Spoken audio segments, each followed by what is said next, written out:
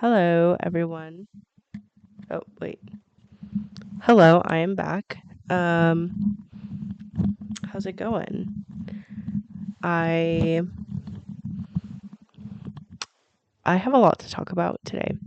I have been having a hard time recently with this new stage of my life. I'm going through so many things, but also nothing, if that makes any sense. And it doesn't. And when do I ever make sense, to be completely honest? But I have been having a hard time with this new stage, and it isn't necessarily hard. I mean, it is difficult right now, but I don't want to tell myself it's hard. I want to tell myself it's new, and because it's new, it's sometimes hard for me to accept, hard for me to come to terms with. And yeah, I'm just in this new stage. I'm starting my hours, and so I feel like I don't know what I'm doing. I feel incompetent, I feel inadequate. But I'm trusting the Lord for him to just give me wisdom, and that I would just learn throughout this process. I just don't want to do anything wrong, but I think part of doing things wrong is learning, and you fail and then you learn and then you grow and then you do it again and then it works. So yeah, so I'm just in the beginnings of that, and so it's a very overwhelming, and it takes a lot of humility and just trusting the process to grow and develop into the person of my career path that I'm choosing. And so I think with that, it's also like this year looks a little different for me this year, and I'm just having a hard time of just being envious or just like jealous of others, not necessarily like in specific. I don't know. I think I've just been comparing myself to other people recently, and I think it comes from like a discontentment with where I'm at. And I think I'm discontent on where I'm at currently is because it's hard. And so I'm looking at other things to make me feel like, oh, I could be living this life. And almost feeling like, oh, God is like keeping something from me, or like, why is God blessing other people and allowing them to just be like in a season of like joyfulness, or like just a different season that like I would want to be in, but instead I'm in this season. And so I guess I'm having a hard time of just like discontentment. And yeah, it's just been I don't know, I've just been trying to figure out like how to go to the Lord with this, because like I don't want to continue in this mindset, and like I want to be content where I'm at, because like I do have a year of this, and so like I believe like that's the lies that I'm believing from the enemy of like God is like keeping something from me, or like he's like I'm being overlooked by him, or like I'm not being valued in the same way other people are valued, because they just got engaged and they just had a kid and they just got this career and they just moved here and they just found these friends, and my life looks nothing like that. And so I don't I'm comparing myself, and I don't want to compare myself. I want to see what God has for me in this season. And I think it's so silly for me to feel this way when I have prayed so much for this season to come into fruition. I've prayed for me to have this opportunity literally months ago, but before that, like years ago, like my last year of undergrad, my second to last year of undergrad, like feeling like I don't know what I'm gonna do. Like, God, please help me. And He has like opened so many doors so graciously for me to be here. And so I'm here and I'm feeling discontent. And I think it's because of what I've already explained. And so I just want to share something that I think was really helpful.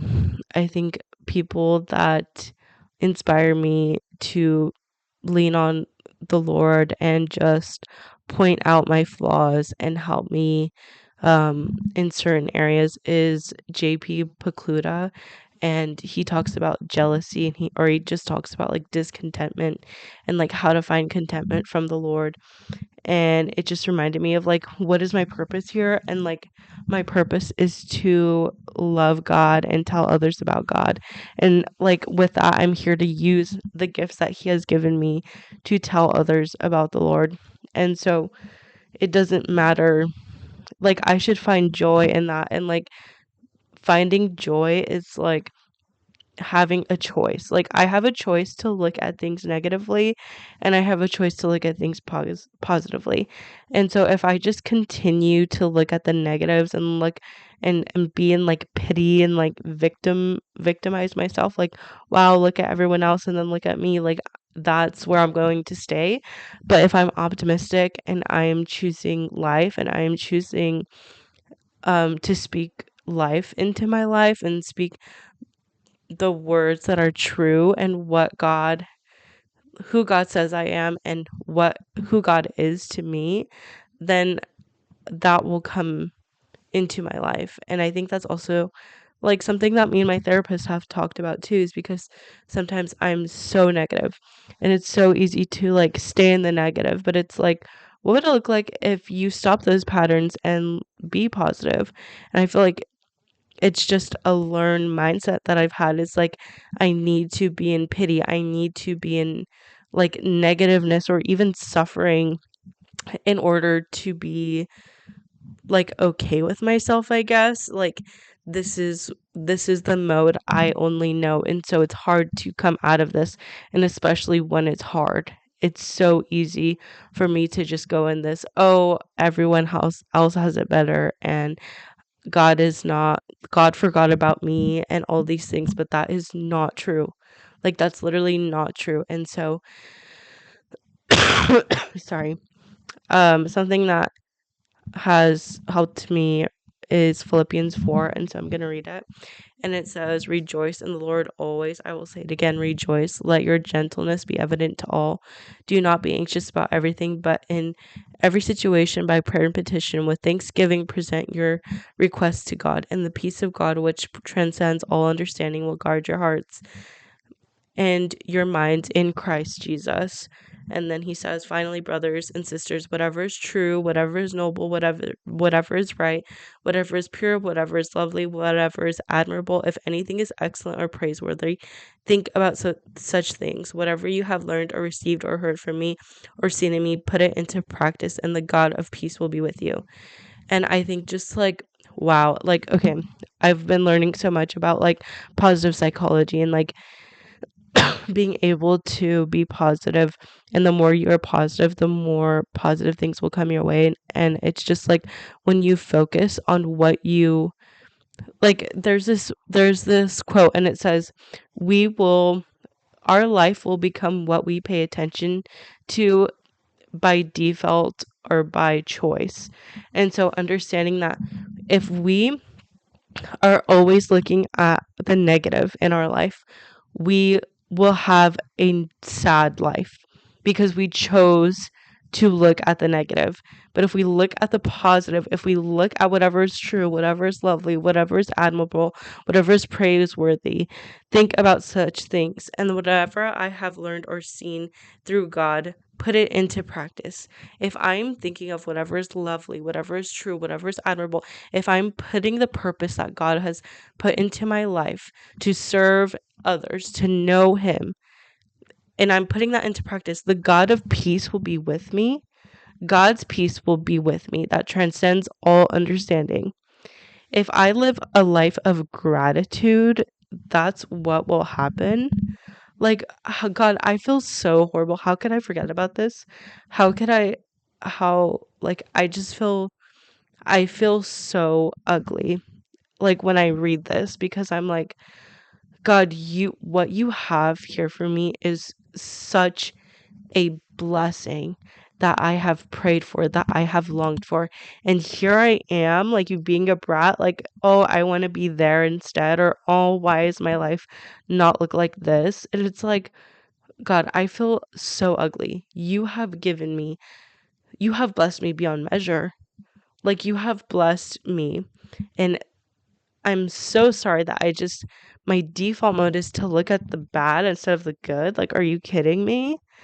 And so, anyways, and so then he goes on to say, I rejoice greatly in the Lord that at last you renewed your concern for me. Indeed, you were concerned, but you had no opportunity to show it. I'm not saying this because I am in need, for I have learned to be content, whatever the circumstances.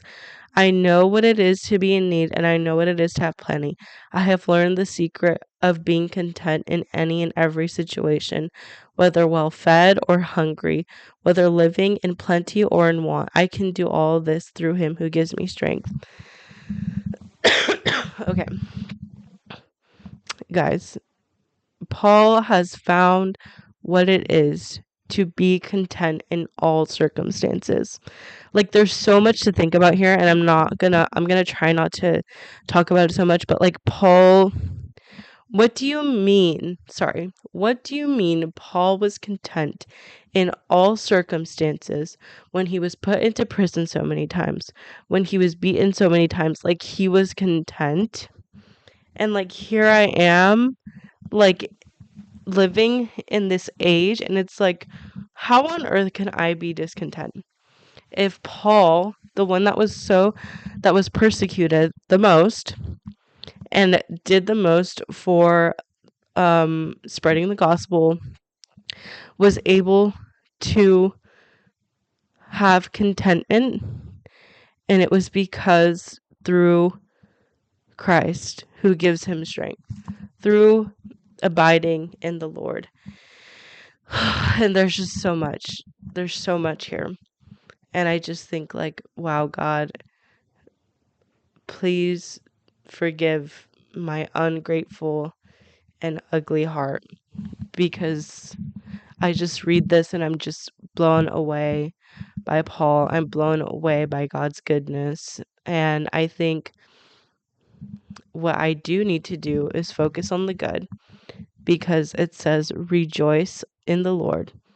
Do not be anxious about anything. Okay, so this new season of my life, I need to give it to the Lord. I need to give all my stresses, all my anxiety onto the Lord.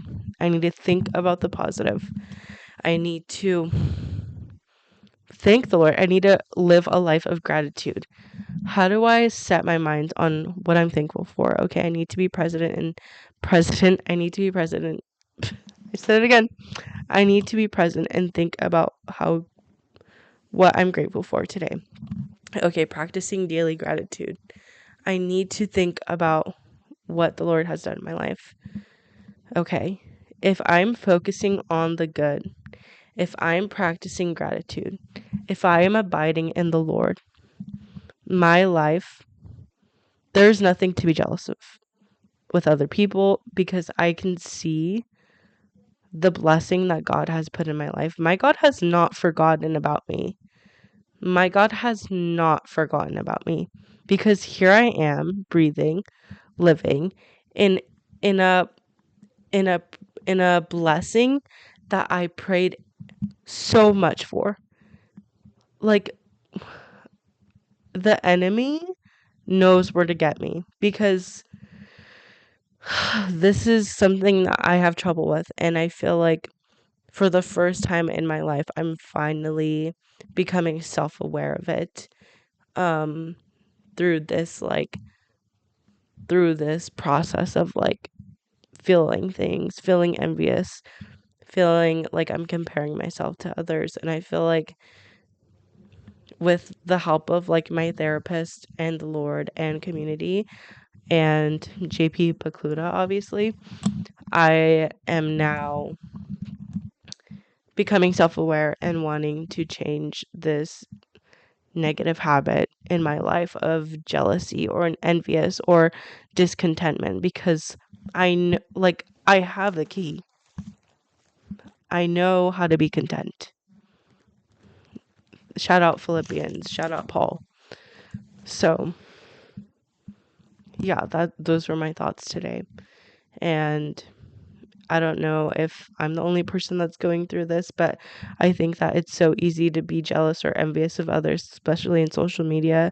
And it's like, comparison is obviously the thief of joy. You are most likely in a blessing that either you or somebody else has prayed for in your life. God has not forgotten about you. You are a miracle. You have been chosen to know the Lord. God knew you before you knew him.